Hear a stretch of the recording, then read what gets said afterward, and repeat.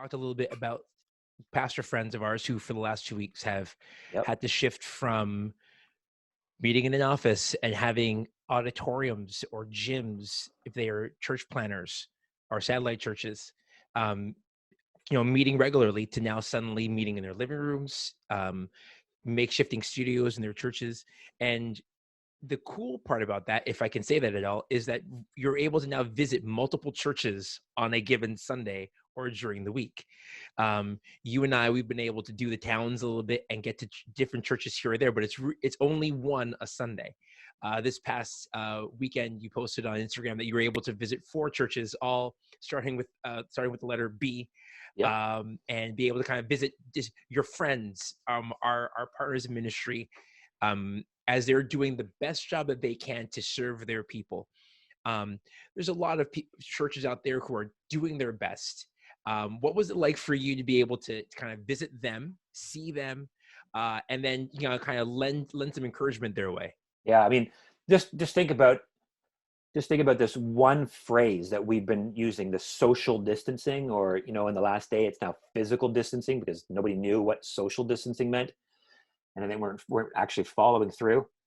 So just think about that. So brand new concept, and then all of a sudden we're at home on a Sunday morning where normally we aren't. And I got up that first Sunday 2 weeks ago, super excited, and I went to 4 churches that morning. I went to my home church, Whitby Christian. I went to King Street in Oshawa. They had Grant Mullen as guest speaker, and we were intrigued to hear about that. I went to my home church growing up, which was Woodvale, in Ottawa, and then I went to my cousin's church, Crosswalk, in Virginia. And man, I was impressed with how each of the 4 churches managed what they managed in such a short amount of time. And it was really inspiring. But at the same time, I started feeling anxious for them. I started feeling nervous for what this meant. Yeah. You got to keep doing this. That's not easy.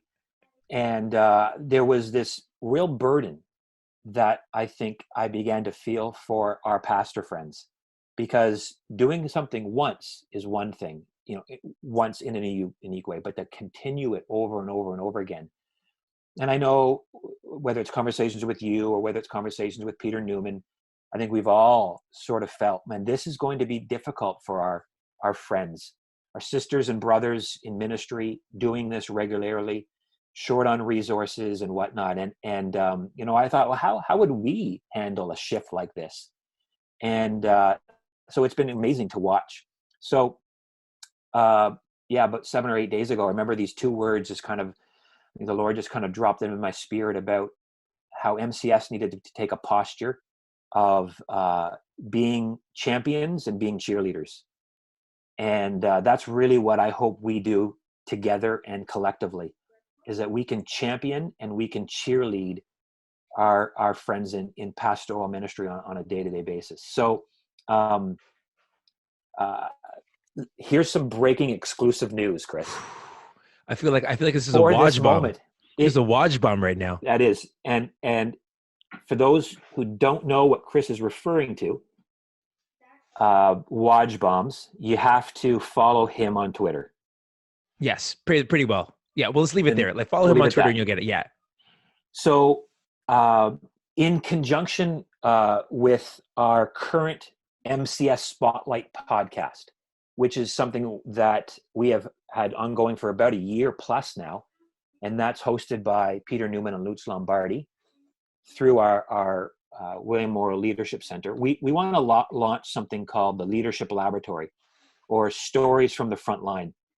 And what we believe is that this is an opportunity for us to champion and cheerlead, and encourage fellow pastors, equip leaders in times like this, to engage with sort of the fresh thinking that's out there, and maybe to experiment with new ideas.